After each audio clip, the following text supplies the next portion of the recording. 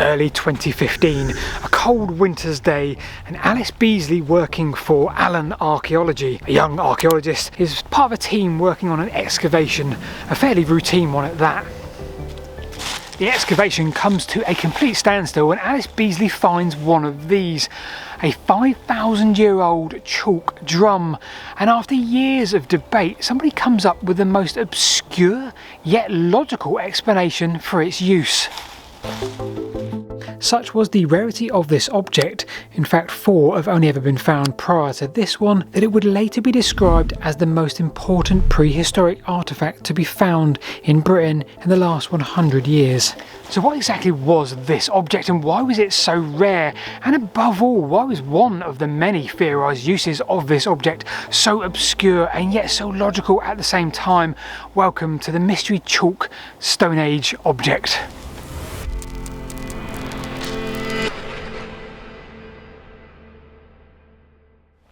So in order to tell you about today's story, well, we're going to try and find some markers in the landscape here in the south of England that are contemporary with these drums, they're the same age as these drums, might try and help us understand them a bit better.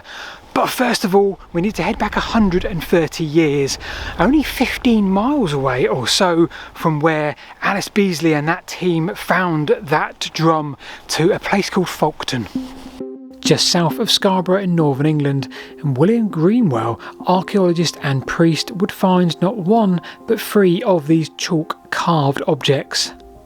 Now, if you've been to Stonehenge recently, you may well have seen these objects on display. They are held by the British Museum but currently on loan to an exhibition at Stonehenge, which in some ways maybe that makes it a bit more accessible to a wider audience to appreciate, despite being 200 miles or so south of their original context. Anyway, William Greenwell, he was keen. He was an archaeologist, he was a teacher. In fact, he was an archaeology teacher in some respects because he taught Augustus Pitt Rivers in his early days. The list of sites he had excavated was long, but what he did do for archaeology was understand the importance of treating it like a scholarly process, flying in the face of the curiosity hunter of the time. That stuck with many, including Pitt Rivers. So that fact may account for the fact that we don't have a huge amount of context, but William Greenwell did a great job of excavating these drums. They're really well preserved and are now in a museum for us to all enjoy. That's fantastic, so big tick, well done to William Greenwell. I did promise you just a short while ago I would try and find some aspects of the landscape which relate to today's story, and I'm trying to find a long barrow or 2 just along here. I think I'm a little bit lost if I'm brutally honest with you. Up here in the South Downs in West Sussex today. William Greenwell found these whilst excavating what he described as a prehistoric tumulus, described as sitting on an intersection of natural routeways. These were estimated in date to be 2600 to 3000 BC, and as everyone wants to tell you in every source you can find about these drums, that this was about the time of Stonehenge. Okay, we'll come back to that shortly, but the biggest takeaway here is to know that these drums were found in the graves of children. In fact, all 3 drums in one specific grave of a child. Now, we don't know much about that child, probably due to the lack of context overall. Now, a side quest, I do moan quite a lot about access to places, you probably know that. Great example, just there you can see there's a lovely stone pillar with a plaque on top with information over the South Downs as a sarsen stone just out there out of shot. And you can't get in, I can't read that plaque. So frustrating sometimes, we just fence everything off. There's a long barrow just there I wanted to show you, can't get to it, very fenced off. There's a long barrow just round the corner, can't get to it, fenced off. Apologies, ran over, on with the story.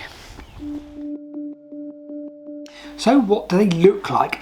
Well, they look like this. This is my 3D printed one, and the colour's probably about right because I chose a kind of a dirty chalky colour because they're all made from chalk. They're all extremely highly well decorated. Not an inch is left without an inscription or a carving of some kind. A face on the side, perhaps concentric circles on top, and some other interesting features. So we said there were 5 in total. Now so far we've seen the 3 from Folkton, and we'll look at the 1 from Burton Agnes very shortly, and that leaves us with just 1 more.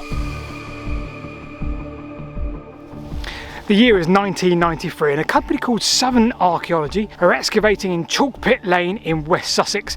In fact, this very lane. I'm just walking down it now to try and find the exact spot in question. Now, soon after that dig, well, Southern Archaeology went into administration, gone, so there was no academic paper write-up, and therefore we have no real context of that dig in terms of layers and ages, that sort of thing. But come and have a look at this.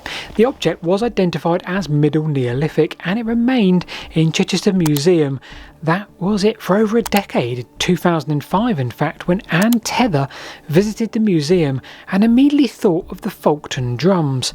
The shape and size for her was a big tell. So this is one of many disused chalk pits along Chalk Pit Lane here in West Sussex. I think this is the right one. Now, there was one significant difference between the drum found right here and the others. Come and take a look at this while I shelter from the rain. So the significant difference between this one, the Lavant one found here in this chalk pit, and the others was the lack of decoration. It was seemingly unfinished, or perhaps it was finished and designed to be just this way.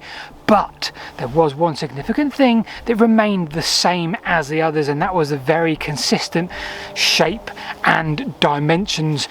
It's hugely important. We'll come to that very shortly. So let's remove ourselves from this disused chalk pit, come 4x4 training ground of some kind, and head back to the beginning of this journey for us, where we talked about Alice Beasley and Allen Archaeology and them finding that new drum, the Burton Agnes drum. Alice Beasley at the time was a 24-year-old working for Allen Archaeology. They'd been contracted to do some archaeology prior to some development at the Burton Agnes renewables plant. This was all very routine, very little expectation to find anything exciting at that site whatsoever, but it turned out that would be the complete opposite of what would happen. In fact, the most important piece of prehistoric art to be found in Britain in the last 100 years. Now, not a huge amount was known about the Folkton Drums. It was 130 years ago, and yes, it was archaeology, but it wasn't brilliant. It didn't come with a lot of context, but now, all of a sudden, we have this Burton Agnes drum, and we have context because this one came within a child's grave, and we were able to date one of the bones in that grave, and all of a sudden, we have excellent context and a date. The Folkton Drums were estimated at 2500 to 3000 BC, and clearly, despite being 200 miles away, well, that gave everyone licence to associate these with Stonehenge. Either way though, the date we now have is much tighter, 2890 BC to 3005 BC, and that is indeed a very narrow window. And if we really want the Stonehenge context, which is a bit odd, but well, that's the very start of Stonehenge, the circular earthwork with a ditch and the bank. No stones just yet. Okay, so before we deliberate the nature of what these were for, because that's when things get a bit juicy, let's give you one more bit of context from the Burton Agnes dig.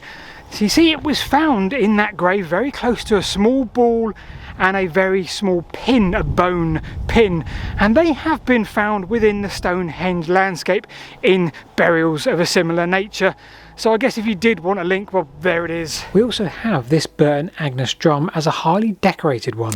Every inch is covered in a motif or symbol or cross or something, and we could probably read a million things into this.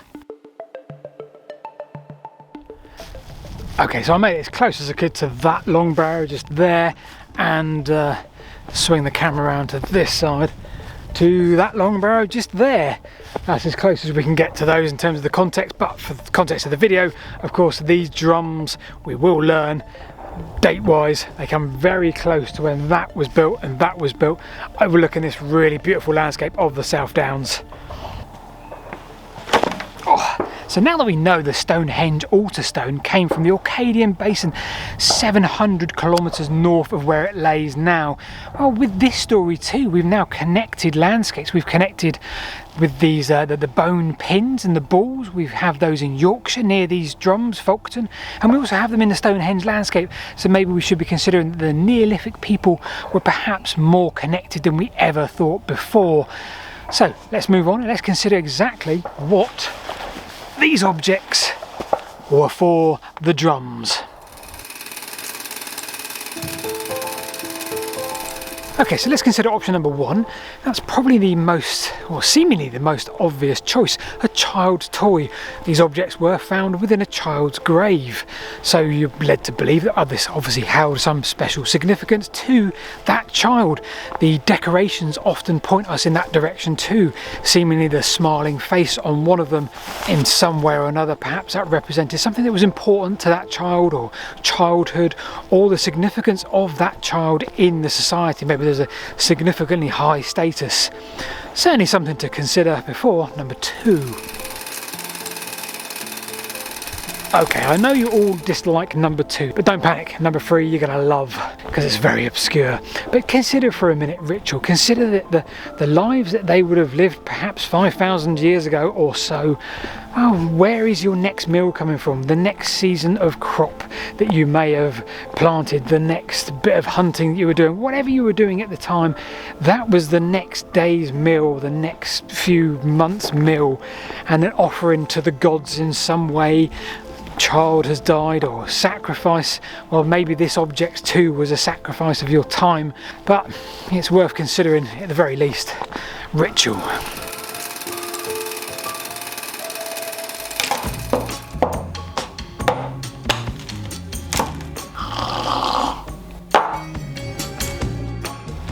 Okay, hypothesis number 3 coming up, and this is one I mentioned at the start, this single most obscure reason, and yet sort of flies in the face of option number 1 and 2, the ritual or the toy.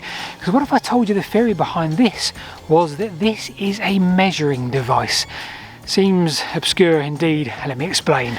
So there was an article published in the History of Mathematics magazine or publication, and it suggested that if you wind